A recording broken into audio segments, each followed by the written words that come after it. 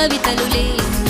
100 కోట్ల పావురాళ్ళ వేగమేదో ఎదలను కదిపెనులే